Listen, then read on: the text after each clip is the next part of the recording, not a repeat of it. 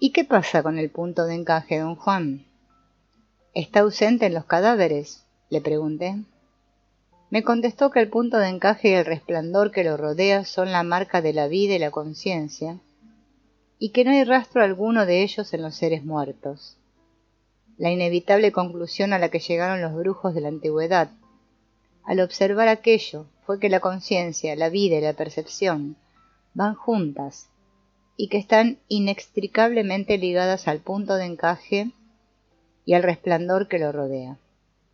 ¿Hay alguna posibilidad de que esos brujos se hayan equivocado respecto a lo que veían? No te puedo explicar cómo, pero no hay manera de que los brujos se puedan equivocar en lo que ven, me dijo don Juan. Ahora bien, las conclusiones a las que llegan como resultado de ver pueden ser erróneas, quizá debido a que son ingenuos, no instruidos. A fin de evitar este desastre, los brujos tienen que cultivar su mente, de la manera más formal que puedan. Enseguida suavizó su tono y comentó que realmente sería preferible que los brujos se atuvieran únicamente a describir lo que ven, pero que la tentación de sacarlo en limpio y explicarlo, aunque solo sea a sí mismos, es tan intensa que es irresistible. Los efectos del desplazamiento del punto de encaje fueron otra configuración energética que los brujos de la antigüedad pudieron ver y estudiar. Don Juan decía que cuando el punto de encaje se desplaza a otra posición, un nuevo conglomerado de millones de filamentos energéticos entran en juego en esa nueva posición. Los brujos de la antigüedad, al ver esto, concluyeron que ya que el resplandor de la conciencia está siempre presente en cualquier lugar donde el punto de encaje se encuentre, automáticamente la percepción se realiza en esta. Por supuesto que el mundo resultante no puede ser nuestro mundo de eventos cotidianos, sino que tiene que ser otro. Don Juan explicó que los brujos de la antigüedad distinguieron dos tipos de desplazamiento del punto de encaje. Uno era el desplazamiento a cualquier posición en la superficie o en el interior de la bola luminosa, un desplazamiento al cual llamaron cambio del punto de encaje. El otro era el desplazamiento a posiciones fuera de la bola luminosa, al cual llamaron movimiento del punto de encaje. Descubrieron que la diferencia entre un cambio y un movimiento estaba en la clase de percepción que cada uno de ellos permite. Puesto que los cambios del punto de encaje son desplazamientos dentro de la bola luminosa, los mundos engendrados por ellos, por raros, maravillosos o increíbles que fueran, son mundos aún dentro del reino de lo humano. El reino de lo humano está compuesto, naturalmente, de todos los billones de filamentos energéticos que pasan a través de toda la bola luminosa. Por otro lado, los movimientos del punto de encaje, desde el momento en que son desplazamientos a posiciones fuera de la bola luminosa, ponen en juego filamentos energéticos que están fuera del reino de lo humano. Percibir tales filamentos engendra mundos que sobrepasan toda comprensión, mundos inconcebibles que no tienen huella alguna de antecedentes humanos. En esos días, el problema de la verificación desempeñaba un rol muy importante para mí. Discúlpeme, don Juan, le dije en una ocasión, pero este asunto del punto de encaje es una idea tan rebuscada, tan inadmisible, que no sé cómo tomarlo o qué pensar de ella. Hay algo que puedes hacer. Ve el punto de encaje. No es tan difícil verlo. La dificultad está en romper el paredón que mantiene fija en nuestra mente la idea de que no podemos hacerlo. Para romperlo necesitamos energía. Una vez que la tenemos, ver sucede de por sí. El truco está en abandonar el fortín dentro del cual nos resguardamos, la falsa seguridad del sentido común. Es obvio, don Juan, que se requiere de mucho conocimiento para poder ver. No es solo cuestión de tener energía. Créeme que es solo cuestión de energía. Tener energía facilita poder convencerse a uno mismo que sí se puede hacer, pero para ello se necesita confiar en el Nahual. Lo maravilloso de la brujería es que cada brujo tiene que verificar todo por experiencia propia. Te hablo acerca de los principios de la brujería no con la esperanza de que los memorices, sino con la esperanza de que los practiques. Por cierto, que don Juan estaba en lo concreto acerca de la necesidad de tener fe y de confiar en el Nahual. En las primeras etapas de los 13 años de mi aprendizaje con don Juan, me dio mucho trabajo afiliarme a su mundo y a su persona. Tal afiliación requería confiar implícitamente en él como el Nahual y aceptarlo sin dudas, sin ni recriminaciones.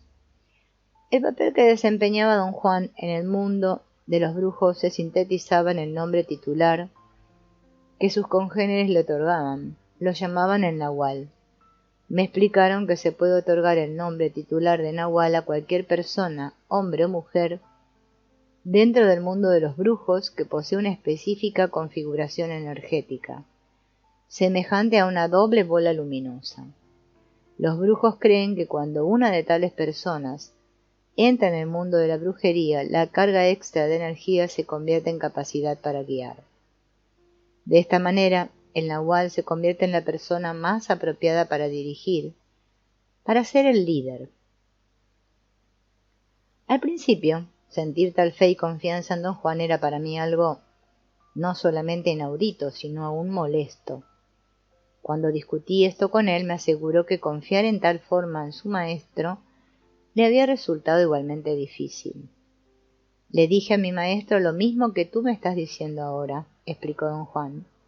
Mi maestro me contestó que sin esa fe y confianza en el Nahual no hay posibilidad de alivio y por consiguiente no hay posibilidad de limpiar los escombros de nuestras vidas a fin de ser libres. Don Juan reiteró cuán en lo cierto estaba su maestro, y yo reiteré mi profundo desacuerdo.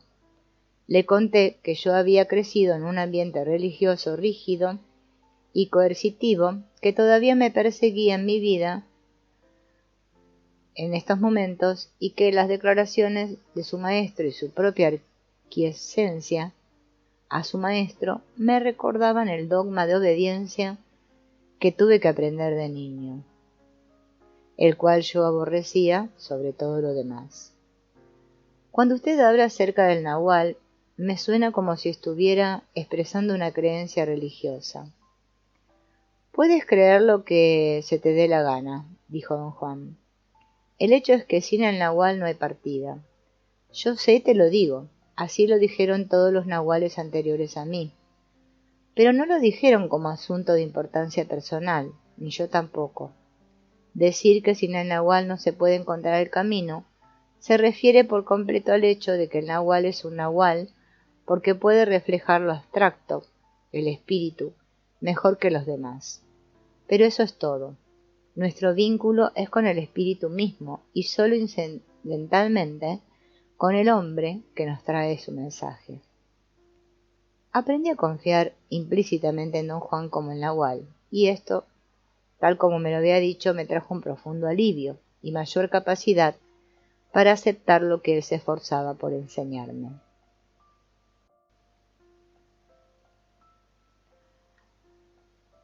En sus enseñanzas puso un gran énfasis en continuar sus explicaciones acerca del punto de encaje.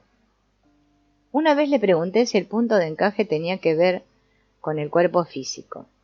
No tiene nada que ver con lo que normalmente percibimos como el cuerpo, dijo. Es parte del huevo luminoso, el cual es nuestro ser energético. ¿Y cómo se desplaza?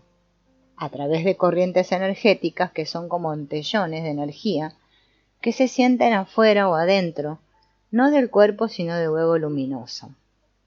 Generalmente son corrientes impredecibles que ocurren de por sí. Con los brujos, sin embargo, son corrientes predecibles, controladas por el intento de ellos. ¿Puede usted sentir esas corrientes, don Juan? Todo brujo las siente, y lo que es más, todo ser humano las siente. Lo malo es que la gente común y corriente está muy ocupada con sus problemas y no le presta atención alguna a este tipo de sensaciones. ¿Qué siente uno al recibir una de esas corrientes? Como una leve molestia, una sensación vaga de tristeza seguida inmediatamente por una desmedida euforia, ya que esa clase de tristeza, de euforia, no tienen fundamento real. Nunca los consideramos como verdaderos asaltos de lo desconocido, sino como inexplicables arranques de mal o de buen humor. ¿Qué pasa cuando el punto de encaje se mueve afuera del huevo luminoso? ¿Se queda colgando afuera o está atado a él? Empuja el contorno de la formación luminosa hacia afuera, sin romper sus límites energéticos. Don Juan me explicó que el resultado de un movimiento del punto de encaje es un cambio total en la estructura energética de los seres humanos. De ser una bola o un huevo luminoso, se convierte en algo parecido a una pipa de fumar. El pitillo de la pipa es el punto de encaje y el cuenco es lo que queda en la bola luminosa. Si el punto de encaje continúa moviéndose, llega un momento en que la pipa luminosa se convierte en una delgada línea de energía. Don Juan prosiguió explicando que los brujos de la antigüedad fueron los únicos que lograron esta proeza de transformar la estructura energética del huevo luminoso a línea. Y yo le pregunté que si con esa nueva estructura esos brujos seguían siendo seres humanos. Por supuesto que seguían siendo seres humanos, me dijo.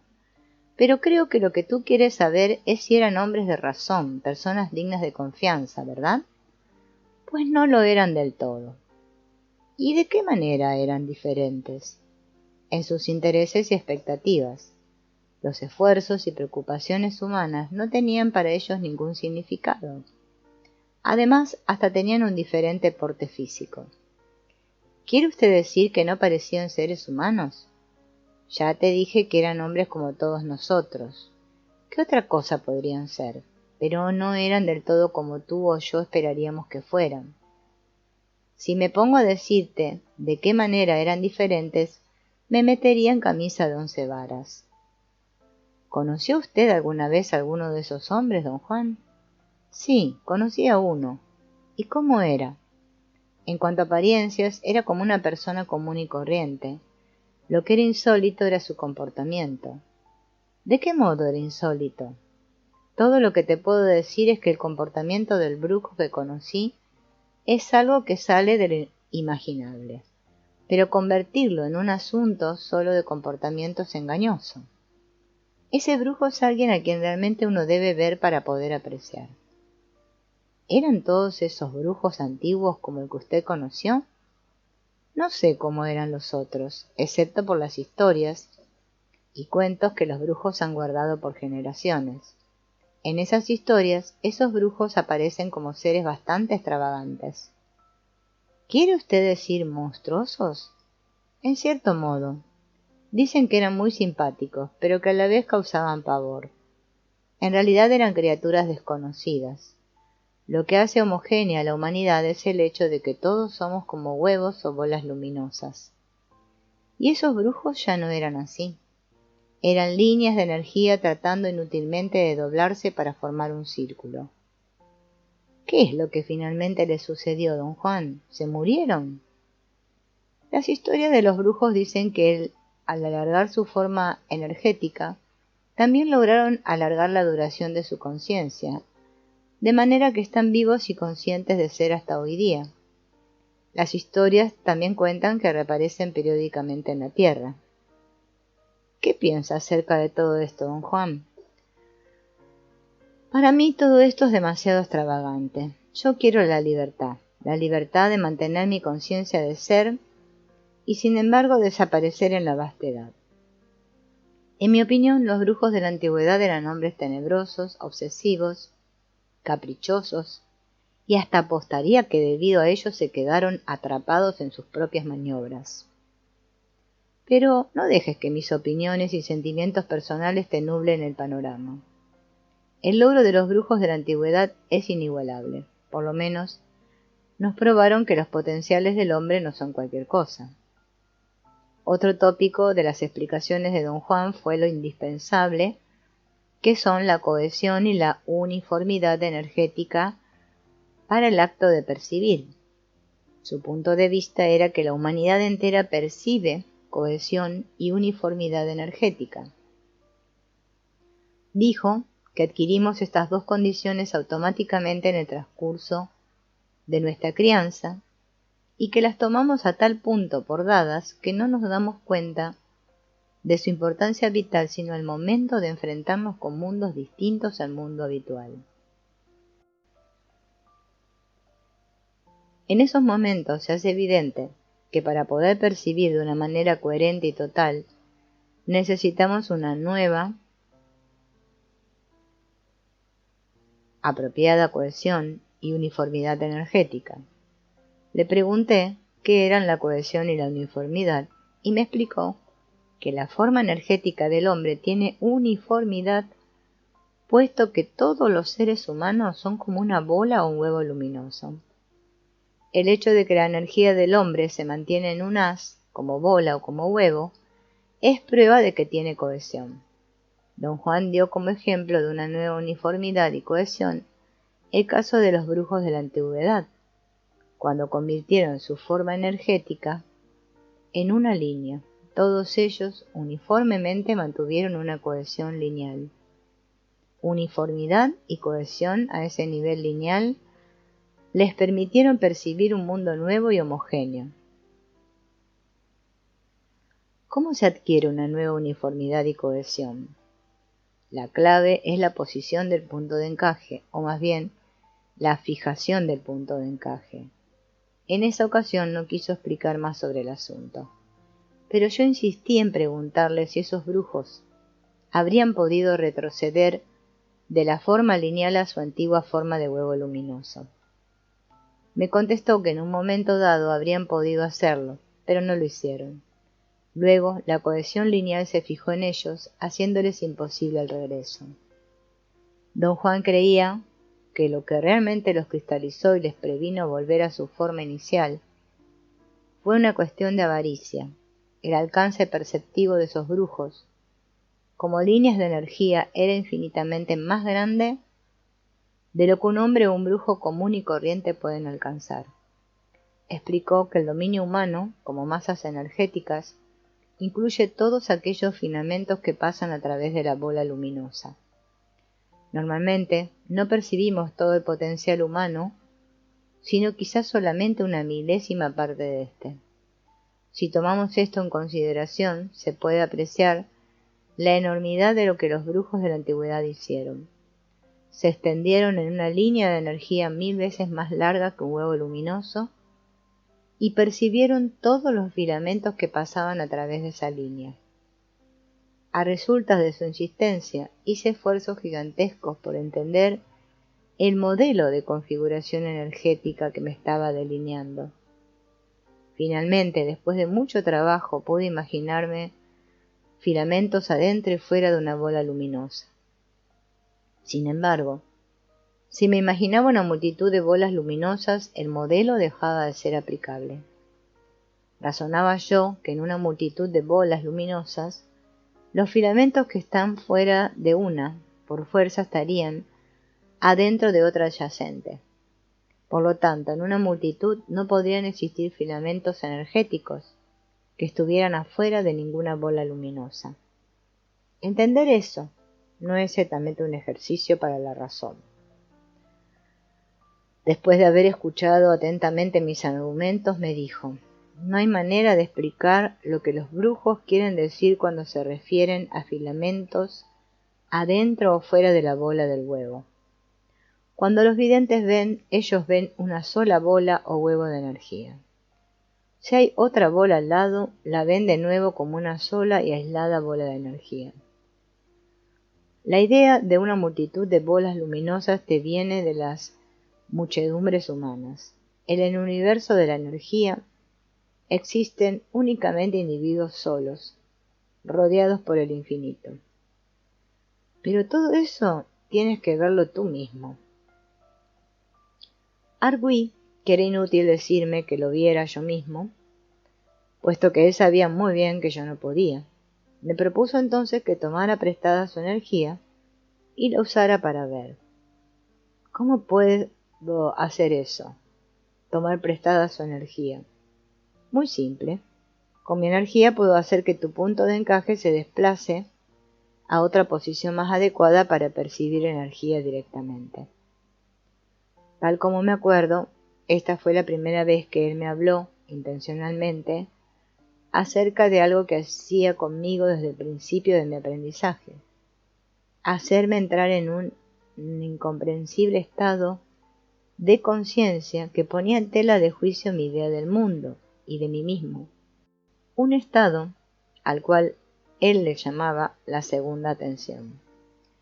Para lograr que mi punto de encaje se desplazara a una posición más adecuada para percibir energía directamente, don Juan solía darme, con la palma de su mano, un golpe en la espalda entre los omóplatos con tal fuerza que me hacía perder el aliento.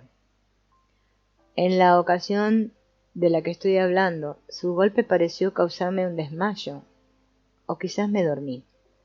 De repente vi o soñé que veía algo literalmente más allá de las palabras. Brillantes filamentos de luz salían disparados por todos lados, filamentos luminosos e indescriptibles. Decir que eran filamentos de luz es un eufemismo disparatado para determinar algo que, de no ser por don Juan, jamás hubiese entrado en mis pensamientos. Cuando recuperé el aliento o me desperté, don Juan me preguntó en un tono de gran expectativa: ¿qué fue lo que viste? Y cuando le contesté, su golpe me hizo ver estrellas, y él se dobló de la risa. Recalcó que yo no estaba todavía listo para comprender percepciones fuera del usual. Hice que tu punto de encaje cambiara, y por un instante ensoñaste los filamentos del universo. Pero aún no tienes la disciplina o la energía para arreglar tu uniformidad y cohesión. Los brujos antiguos eran los maestros consumados de este arreglo. Así fue como vieron todo lo que puede ser visto por el hombre. ¿Qué significa, don Juan, arreglar la uniformidad y la coherencia? Significa que uno entra en la segunda atención debido al acto de retener el punto de encaje en una nueva posición, previniendo de este modo que se deslice de regreso a su sitio original. Don Juan me dio allí una definición tradicional de la segunda atención. Dijo que los brujos antiguos llamaban al resultado de fijar el punto de encaje en nuevas posiciones la segunda atención, y que trataban a la segunda atención como un área de total actividad, de la misma manera que la atención del mundo cotidiano es un área que incluye total actividad. Recalcó que los brujos tienen realmente dos áreas absolutas para realizar sus acciones: una muy pequeña llamada la primera atención o la conciencia de nuestro mundo cotidiano, o la fijación del punto de encaje en su posición habitual, y la otra área mucho más grande, la segunda atención o la conciencia de otros mundos, o el acto de manejar el punto de encaje fijo en cada una de las innumerables nuevas posiciones que puede adoptar. Don Juan me ayudó a experimentar cosas inexplicables en la segunda atención. Me hacía entrar en ella por medio de lo que él llamaba su maniobra de brujo, el fuerte golpe en la espalda a la altura de los omóplatos. Desde mi posición subjetiva, tales desplazamientos de mi punto de encaje significaban que mi conciencia entraba en un inquietante estado de inigualable claridad, un estado de superconciencia que duraba cortos periodos de tiempo, y en el que yo podía entender cualquier cosa con mínimos preámbulos. No era un estado del todo placentero. En la mayoría de los casos era como un sueño tan extraño e intenso que, en comparación, la conciencia normal palidecía. Don Juan justificaba su maniobra de brujo diciendo que era tradicional e indispensable que los aprendices recibieran conceptos y procedimientos básicos en estados de conciencia normal y que se les dieran explicaciones abstractas y detalladas en la segunda atención. Normalmente, los aprendices no recuerdan esas explicaciones en su vida diaria, pero de alguna forma las guardan intactas y fielmente en lo que los brujos llaman el aparato de perceptividad. los brujos han utilizado esta aparente peculiaridad de la percepción y han convertido el acto de recordar todo lo que se les enseñó en la segunda atención en una de las tareas tradicionalmente más difíciles y complejas de la brujería. Los brujos explican que cada vez que uno entra en la segunda atención, el punto de encaje se encuentra en una posición diferente. Recordar para ellos significa situar de nuevo el punto de encaje en la posición exacta en la que se encontraba en los momentos en que ocurrieron las entradas a la segunda atención. Don Juan me aseguró que los brujos no solamente recuerdan, sino que reviven todas sus experiencias en la segunda atención, por medio del acto de volver a situar su punto de encaje en cada una de las posiciones donde estuvo. Don Juan me dio explicaciones muy detalladas de la brujería, mientras yo me hallaba en la segunda atención, sabiendo que la fidelidad y precisión de tal instrucción permanecería fielmente intacta conmigo por el resto de mi vida. Acerca de esta calidad de fidelidad dijo: aprender algo en la segunda atención es como lo que aprendemos de niños. Permanece con nosotros toda la vida. Decimos, es muy natural cuando hablamos de algo aprendido muy temprano en la infancia. Juzgando todo esto desde mi punto de vista actual, me doy cuenta de que don Juan me hizo entrar en la segunda atención tantas veces como pudo. Quería, según él, forzarme a sostener por largos periodos de tiempo nuevas posiciones de mi punto de encaje y percibir coherentemente en ellas. En otras palabras, su propósito era forzarme a arreglar mi uniformidad y mi cohesión. Innumerables veces llegué a percibir en la segunda atención de una manera tan precisa como percibo el mundo de todos los días. Mi falla era mi incapacidad de crear un puente entre mis acciones en la segunda atención y mi conciencia del mundo cotidiano. Comprender qué es la segunda atención me tomó un largo tiempo y un gran esfuerzo. No tanto por lo intrincado y lo complejo de ella, sino porque una vez que regresaba a mi conciencia normal, me era imposible recordar que había entrado en la segunda atención o que ese estado siquiera existía. Otro descubrimiento monumental que los brujos antiguos hicieron, que don Juan me explicó cuidadosamente, fue el darse cuenta de que el punto de encaje se desplaza muy fácilmente durante el sueño. Esta realización dio lugar a otra, que los sueños están totalmente asociados con ese desplazamiento. Los brujos antiguos vieron que cuanto mayor era el desplazamiento, más inusitado era el sueño, o viceversa. Cuanto más inusitado era el sueño, mayor era el desplazamiento. Don Juan dijo que esta observación los llevó a idear técnicas extravagantes para forzar el desplazamiento del punto de encaje, tales como la ingestión de plantas alucinógenas, o el someterse a estados de hambre, fatiga, tensión, o el control de los sueños. De esta manera, y quizá sin siquiera saberlo, crearon el arte del ensueño. Un día, cuando nos paseábamos en la plaza de la ciudad de Oaxaca, don Juan me dio la más coherente definición del arte del ensueño desde el punto de vista de un brujo. Los brujos consideran el ensoñar como un arte extremadamente sofisticado. Lo llaman también el arte de desplazar el punto de encaje de su posición habitual, a voluntad, a fin de expandir y acrecentar la gama de lo que se puede percibir. Dijo que los brujos antiguos construyeron el arte del ensueño basándolo en 5 condiciones que vieron en el flujo energético de los seres humanos.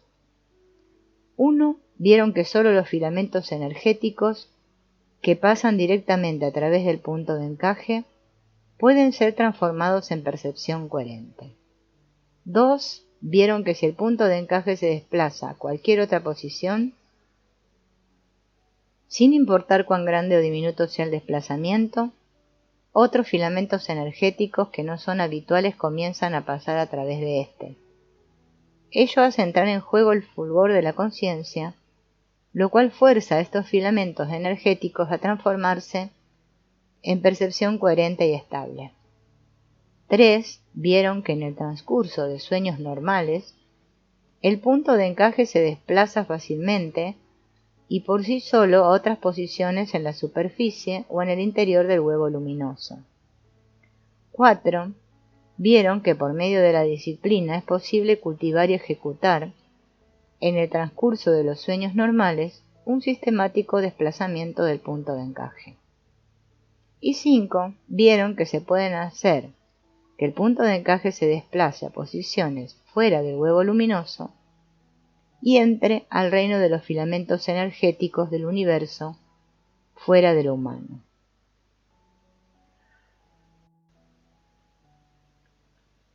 Capítulo 2. La primera compuerta del ensueño. A manera de preámbulo a su primera lección en el arte de ensoñar, don Juan describió la segunda atención como un proceso que empieza con una idea que es más rareza que posibilidad real. La idea se convierte luego en algo como una sensación, y finalmente evoluciona y se transforma en un estado de ser, o en un campo de acciones prácticas, o en una preeminente fuerza que nos abre mundos más allá de toda fantasía. Los brujos tienen dos opciones para explicar su mundo de dimensiones mágicas. Una es con la ayuda de metáforas, y la otra por medio de términos abstractos propios de la brujería. Yo siempre he preferido la segunda, aunque la mente racional de un hombre occidental jamás encontraría satisfacción en ninguna de las dos. Don Juan me hizo entender que describir la segunda atención como un proceso era una metáfora de brujos y que la segunda atención se podía definir como el producto de un desplazamiento del punto de encaje. Un desplazamiento que debe ser intentado, empezando por intentarlo como una idea y acabando por intentarlo como un estado de conciencia fijo y controlado, donde uno se da cabal cuenta del desplazamiento del punto de encaje. Te voy a enseñar el primer paso hacia el poder, dijo don Juan. Te voy a enseñar cómo preparar el ensueño. Preparar el ensueño quiere decir tener un comando práctico y preciso de los sueños. No dejar que se fumen o cambien. Por ejemplo, puede que sueñes que estás en un salón de clases. Preparar el ensueño significa no dejar que ese sueño se transforme en otro, es decir, que controlas la visión del salón de clase y no la dejas ir hasta que tú quieras. Ese control no es tan diferente al control que uno tiene en la vida diaria. Los brujos están acostumbrados a él y lo ejercen cada vez que lo necesitan. Para llegar a tenerlo debes comenzar por hacer algo muy simple. Esta noche debes mirarte las manos en tus sueños. No recuerdo que me dijera nada más acerca de esto. Sin embargo, al hacer el recuerdo de mis experiencias en la segunda atención, salió a la vista que habíamos tenido un intercambio mucho más extenso. Expresé mis sentimientos acerca de lo absurdo de esta tarea, y don Juan me sugirió que debería enfrentarla como un entretenimiento en vez de algo solemne o mórbido. Ponte tan serio como se te dé la gana cuando hablemos del ensueño. Las explicaciones siempre requieren de profunda reflexión, pero cuando ensueñes, sé tan liviano como una pluma. El ensueño tiene que llevarse a cabo con integridad y cordura, pero con risa y con la confianza de quien no tiene preocupación alguna. Solamente bajo estas condiciones pueden nuestros pinches sueños convertirse en ensueño. Don Juan puso en claro que él había seleccionado arbitrariamente mis manos como algo que yo podía buscar en mis sueños, y que buscar cualquier otra cosa era igualmente válido. El propósito de este ejercicio no era encontrar una cosa específica, sino emplear la atención de ensueño. Don Juan describió la atención de ensueño como el control de los sueños, control que uno adquiere al fijar el punto de encaje en cualquier nueva posición a la cual se haya desplazado durante los sueños normales. En términos más generales llamó la atención de ensueño una faceta incomprensible de la conciencia, que parece estar esperando el momento en que la convoquemos y le demos propósito. La llamó también una facultad velada que todos tenemos en reserva, pero que nunca nos atrevemos a usar.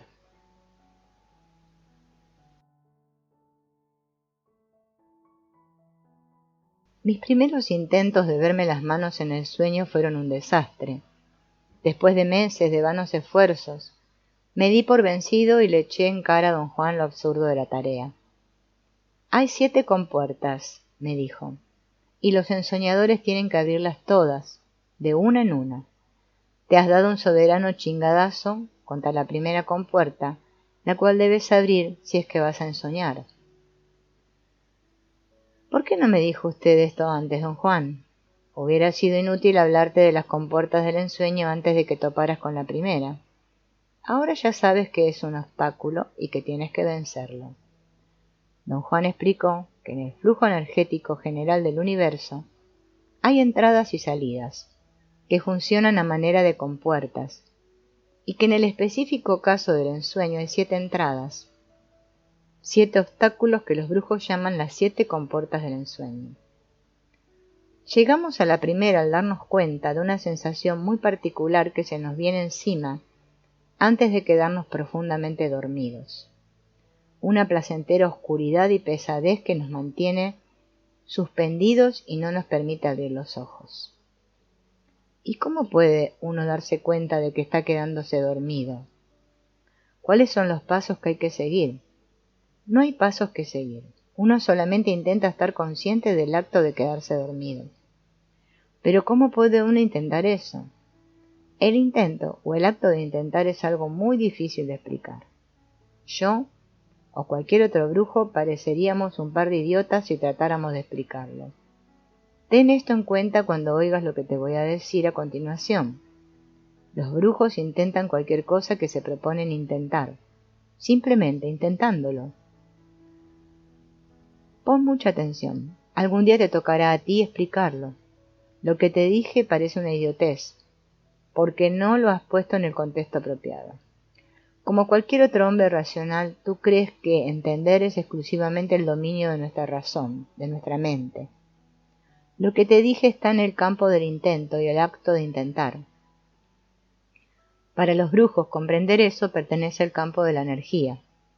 Ellos creen que si esa explicación fuera oída en el cuerpo energético, éste la entendería en términos enteramente diferentes a los de la mente. El truco está en llegar al cuerpo energético. Para eso uno necesita muchísima energía. ¿Y en qué términos lo entendería, don Juan? En términos de una sensación física muy difícil de describir. Eso es algo que tú debes experimentar personalmente.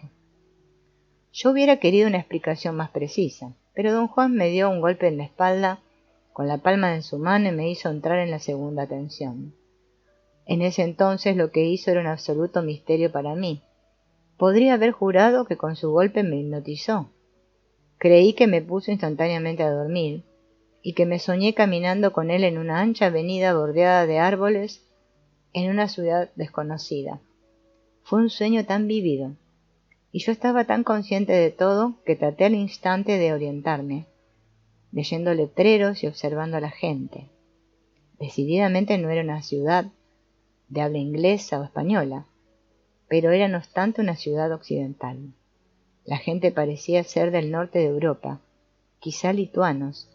Me esforcé por leer los anuncios de comercio. Don Juan me dio un ligero codazo.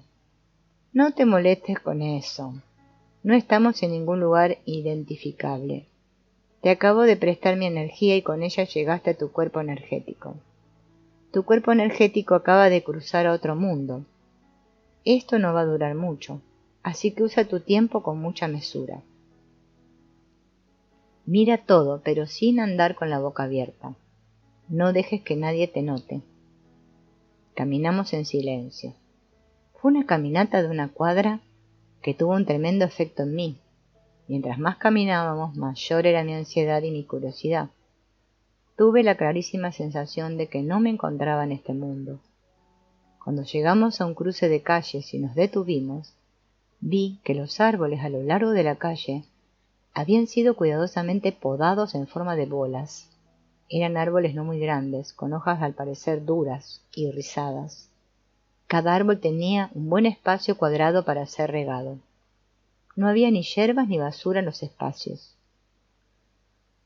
En el momento en que enfoqué mis ojos en el cordón de la acera antes de cruzar la calle, me di cuenta de que no había coches.